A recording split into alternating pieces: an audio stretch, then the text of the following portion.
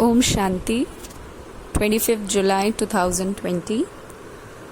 आज की मुरली में बाबा का प्रश्न देखे क्या है कि तुम बच्चे अभी जो सत्संग करते हो ये दूसरे सत्संगों से निराला है कैसे।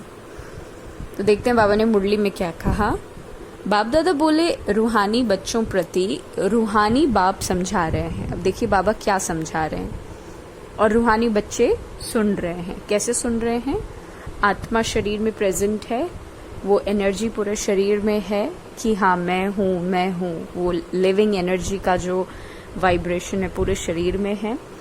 कान बिल्कुल फर्स्ट क्लास है, अगर मशीन सही है तो आवाज जा रही है इसके through and we are listening कि बाबा क्या कह रहे हैं। पहले बाप समझाते हैं जब भी बैठो तो अपने को आत्मा समझकर बैठो, देह मत समझो। देह अभिमानी को आसुरी संप्रदाय कहा जाता है, ये बाबा ने समझा दिया। देही अभिमानियों को ईश्वरीय संप्रदाय कहा जाता है। ईश्वर को देह नहीं है, वो सदैव आत्म अभिमानी है। वो सुप्रीम आत्मा सभी आत्माओं का बाप है। बाबा ने इंट्रोड्यूस पहले आत्मा को किया, फिर परमात्मा को किया। तो बाप दादा बोले परम आत्मा अर्थात ऊंचे ते ऊंचा। मनुष्य जब ऊंचे ते ऊंचा भगवान कहते हैं तो बुद्धि में आता है कि वो निराकार लिंग रूप है। निराकार लिंग की पूजा भी होती है, तो वो है आत्मा, यानी सभी आत्माओं से ऊंच परमात्मा। तो वो भी आत्मा ही है ना, परंतु वो ऊंच आत्मा है।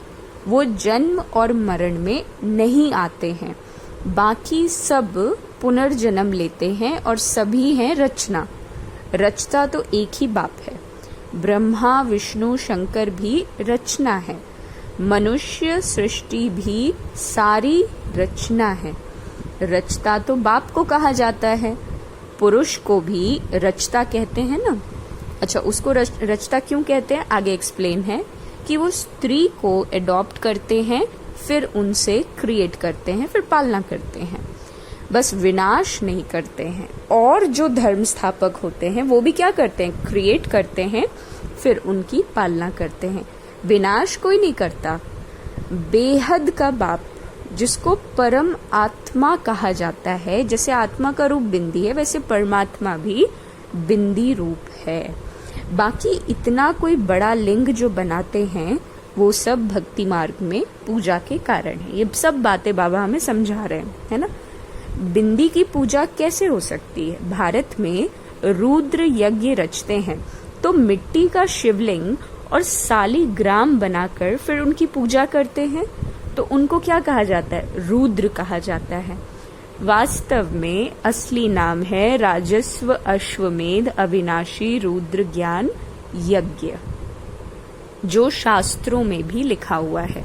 तो अब बाप बच्चों को कहते हैं अपने को आत्मा समझो। ये बाबा ने एक सार में बता दिया, बच्चे भक्ति में जो बातें हैं उनसे ऊपर उठो। इतना कोई मैं बड़ा लिंग नहीं हूँ, इतना बड़ा लिंग जो बना रखा है मैं इतना बड़ा नहीं हूँ। मैं भी बिंदी, तुम भी बिंदी, हम सब बिंदी बिंदी। मैं पुनर्जन्म में नहीं आता, तुम आते हो। अब सारी बातें छोड़ो, अपने को आत्मा समझो, ठीक। और जो भी सत्संग है उसमें आत्मा या परमात्मा का ज्ञान ना कोई में है और ना कोई दे सकते हैं। वहां तो कोई एम ऑब्जेक्ट होती नहीं। तुम बच्चे तो अभी पढ़ाई पढ़ रहे हो और तुम जानते हो आत्मा शरीर में प्रवेश करती है। बिल्कुल लाइटली इस बात को अंदर लेना है। आत्मा अविनाशी है और शरीर विनाशी है। शरीर द्वारा आत्मा क्या करती है? पाठ बजाती है। आत्मा तो अशरीरी है ना, कहते भी है ना, नंगे आए हैं नंगे जाना है। शरीर धारण किया फिर शरीर छोड़कर नंगे ही चले जाना है। ये बाप ही तुम बच्चों को आकर समझाते हैं। ये भी बच्चे जानते हैं कि भारत में सतयुग था तो देवी देवताओं का राज्य था, एक ही धर्म था, ठीक है। ये बच्चे जानते हैं ऑलरेडी, बाबा कह रहे हैं, ठीक। ये भी भारतवासी लेकिन नहीं जानते। तो बाप को जिसने नहीं जाना उसने कुछ नहीं जाना। बाप को जिसने नहीं जाना उसने कुछ नहीं जाना। प्राचीन ऋषि मुनि भी कहते थे हम रचता और रचना को नहीं जानते। रचयिता है बेहद का बाप, वही रचना के आदि मध्य अंत को जानते हैं कि भाई आत्मा की क्या क्या स्टोरी रही थी, है ना। अब जीसस क्राइस्ट की भी अगर स्टोरी बाबा बता रहे हैं तो वो भी तो रचना का ही ज्ञान है ना, रचना का ही बता रहे हैं, रचना के बारे में ही बता रहे हैं। हम बाबा की ऐसी रचना है जो सतयुग से लेकर पूरा कलयुग एंड तक रहते हैं। हमको बाबा वैसे क्रिएट करता है और फिर आत्माएं जो पहली बार सतोप्रधान अवस्था में बाबा के पास से आती हैं, लाइक जीसस क्राइस्ट और जितनी मनुष्य आत्माएं हैं, वो भी बाबा का रचना है, लेकिन बच्चा है और बाबा बाप है उस फॉर्म में, है ना। बाकी यहाँ आकर उसने क्या क्या ड्रामा अनुसार पार्ट बजाया, वो तो खैर ड्रामा की बात हो गई। और फिर से बाबा आकर के क्या रचता है, फिर से वो स्वर्ग, वो संस्कार, वो व्यवहार, वो स्वभाव फिर से रचते हैं। तो ऋषि मुनि इस रचता और रचना को नहीं जानते। बाबा कहते हैं रचयिता बेहद का बाप है और वही फिर रचना के आदि मध्य अंत को जानते हैं। आदि कहा जाता है शुरू को, मध्य बीच को, ये भी बाबा ने समझा दिया। आदि सतयुग है जिसको दिन कहा जाता है, फिर मध्य से अंत तक रात है। ये सब हमारा रिवीजन चल रहा है, ये बातें हम जानते हैं। दिन है सतयुग त्रेता और स्वर्ग है वंडर ऑफ वर्ल्ड। भारत ही स्वर्ग था जिसमें लक्ष्मी नारायण राज्य करते थे, ये भारतवासी नहीं जानते। बाप अभी स्वर्ग की स्थापना कर रहे हैं और अब उस टाइम सतयुग में जो आत्माएं प्रेजेंट थी अलग अलग शरीर में, वो इस वक्त अलग अलग माध्यम से मुरली सुन रही हैं, है ना। ये बात हमें अंडरस्टूड है। तो बाप कहते हैं तुम अपने को आत्मा समझो, हम फर्स्ट क्लास आत्मा हैं। इस समय मनुष्य मात्र सब देह अभिमानी हैं, बाप आत्म अभिमानी बनाते हैं। आत्मा क्या चीज है ये भी बाप बतलाते हैं। मनुष्य कुछ भी नहीं जानते, भल कहते भी हैं भ्रिकुटी के बीच में चमकता है अजब सितारा, परंतु वो क्या है, कैसे उसमें पार्ट भरा हुआ है, वो कोई कुछ भी नहीं जानता। अभी तुमको बाप ने समझाया कि तुम भारतवासियों को 84 जन्मों का पार्ट बजाना होता है। भारत ही ऊंच खंड है, जो भी मनुष्य मात्र हैं उनका यही तीर्थ है। सर्व की सदगति करने बाप यहाँ आते हैं, रावण राज्य से लिबरेट कर गाइड बनकर के ले जाते हैं। मनुष्य तो ऐसे ही कह देते हैं, अर्थ कुछ भी नहीं जानते। भारत में पहले देवी देवता थे, उन्हों को ही फिर पुनर्जन्म लेना पड़ता है। भारतवासी ही सो देवता, फिर क्षत्रिय वैश्य शूद्र बनते हैं, पुनर्जन्म लेते हैं। तो इस नॉलेज को पूरी रीति समझने में 7 रोज लगते हैं, वो हम समझ चुके हैं। अब करना क्या है, पतित बुद्धि को पावन बनाना है। ये लक्ष्मी नारायण पावन दुनिया में राज्य करते थे ना, तो उन्हों का ही राज्य भारत में था, तो और कोई धर्म नहीं था, एक ही राज्य था। भारत कितना सॉल्वेंट था, हीरे जवाहरों के महल थे। फिर रावण राज्य में पुजारी बने। फिर भक्ति मार्ग में हमने क्या किया, ये मंदिर आदि बनाए। सोमनाथ का मंदिर था, एक मंदिर तो नहीं होगा, तो यहाँ भी शिव के मंदिर में इतने तो हीरे जवाहरात थे जो मोहम्मद गजनवी ऊंट भर करके ले गया। ये बाबा स्टोरी बता रहा है, रचना का आदि मध्य अंत बता रहा है ना। इतने माले थे, ऊंट तो क्या कोई लाखों ऊंट ले आए तो भी भर ना सके। सतयुग में सोने हीरे जवाहरों के तो अनेक महल थे, बाबा ने विटनेस किया है। मोहम्मद गजनवी तो अभी आया ना, द्वापर में भी देखो कितने महल आदि होते थे, फिर भी वो भी अर्थक्वेक में अंदर चले गए। ये बाबा स्टोरी बता रहा है, जो प्रैक्टिकल फैक्चुअल बात बता रहा है। रावण की कोई सोने की लंका नहीं होती, रावण राज्य में तो भारत का ये हाल हो जाता है, 100% इररिलीजियस, अनराइटियस, इंसॉल्वेंट, पतित, विशियस। अब देखो नई दुनिया को फिर कहते हैं वाइसलेस। तो भारत शिवालय था जिसको वंडर ऑफ वर्ल्ड कहा जाता है। बहुत थोड़े मनुष्य थे, अभी तो करोड़ों मनुष्य हैं। विचार करना चाहिए। अभी तुम बच्चों के लिए ये पुरुषोत्तम संगम युग है, जबकि बाप तुमको पुरुषोत्तम पारस बुद्धि बना रहे हैं।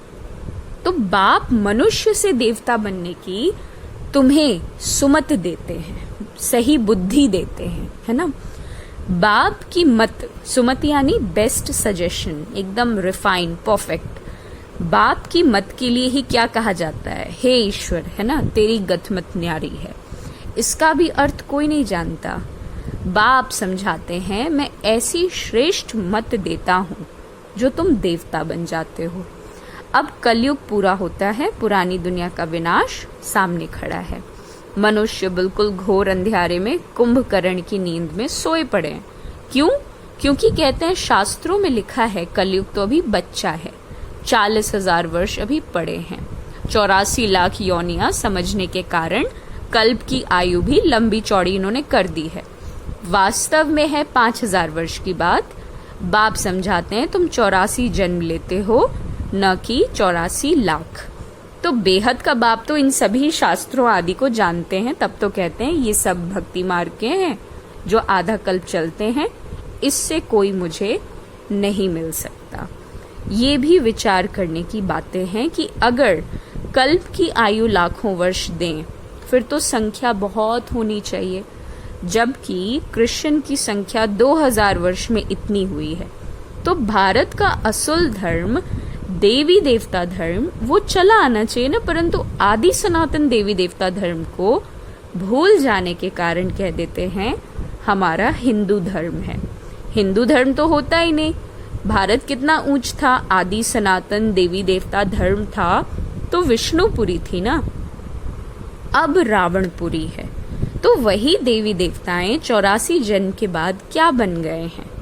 देवताओं को वाइसलेस समझ, अपने को विषय समझ उन्हों की पूजा करते हैं। सतयुग में भारत वाइसलेस था, नई दुनिया थी जिसको नया भारत कहते हैं, और ये पुराना भारत है। नया भारत क्या था, पुराना भारत क्या है? नई दुनिया में भारत नया था, अब पुरानी दुनिया में भारत पुराना है। क्या गति हो गई? भारत ही स्वर्ग था, अभी नर्क है। भारत मोस्ट सॉल्वेंट था, भारत ही मोस्ट इनसॉल्वेंट है। सबसे भीख मांग रहे हैं, प्रजा से भी भीख मांगते रहते हैं, टैक्स मांगते हैं ना। ये तो समझ की बातें हैं ना। आज के देह अभिमानी मनुष्यों को थोड़ा पैसा मिला तो समझते हम तो स्वर्ग में हैं, सुखधाम। स्वर्ग को बिल्कुल जानते ही नहीं, क्योंकि पत्थर बुद्धि है। अब उन्हें पारस बुद्धि बनाने के लिए 7 रोज की भट्टी में बिठाओ, क्योंकि पतित हैं। पतित को यहाँ तो बिठा नहीं सकते ना, या पावन ही रह सकते हैं, पतित को अलाउ नहीं कर सकते।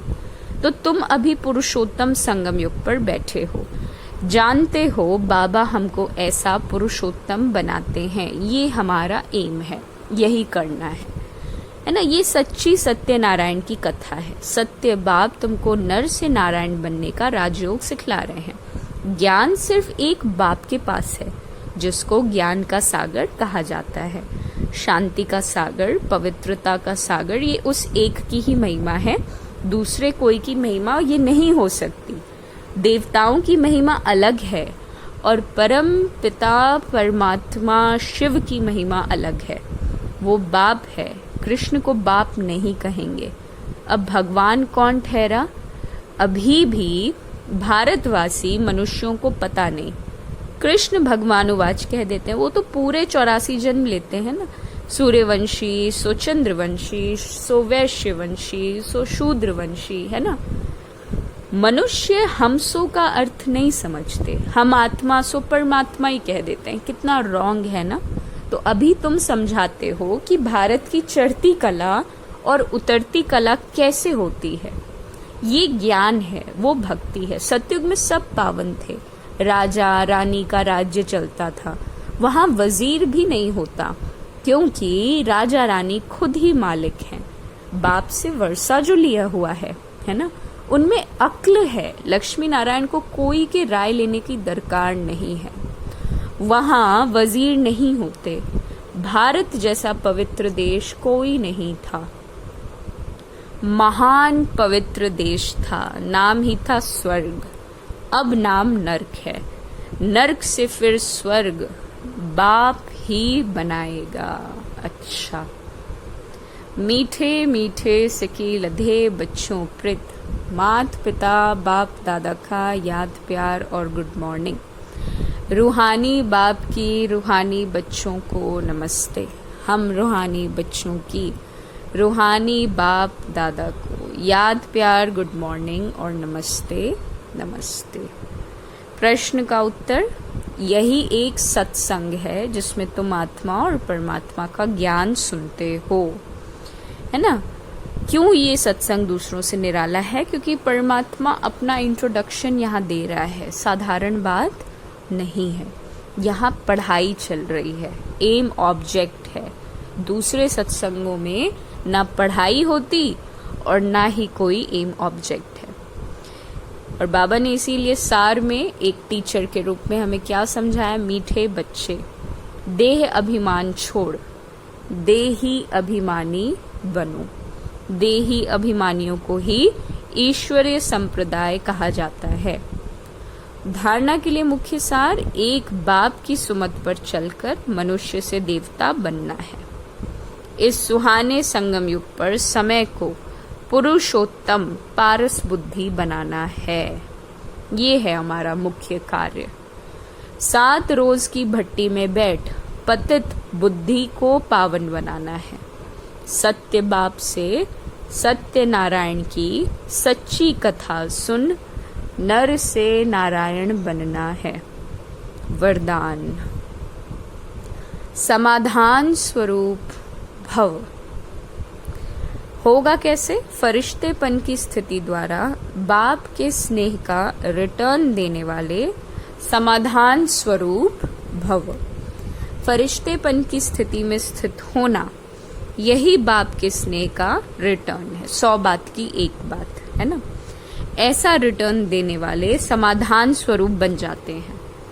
समाधान स्वरूप बनने से स्वयं की व अन्य आत्माओं की समस्याएं स्वतः समाप्त हो जाती हैं। तो अब ऐसी सेवा करने का समय है, लेने के साथ देने का समय है। इसलिए अब बाप समान उपकारी बन, पुकार सुनकर अपने फरिश्ते रूप द्वारा उन आत्माओं के पास पहुंच जाओ और समस्याओं से थकी हुई आत्माओं की थकावट को उतारो। स्लोगन है, व्यर्थ से बेपरवाह बनो, मर्यादाओं में नहीं। बेपरवाह किससे बनना है? व्यर्थ से। मर्यादाओं से बेपरवाह नहीं बनना। कोई बात नहीं, हो जाएगा अमृत वेला, है ना। कोई बात नहीं, अन्न की अशुद्धि हो गई तो कोई बात नहीं, ठीक हो जाएगा, है ना।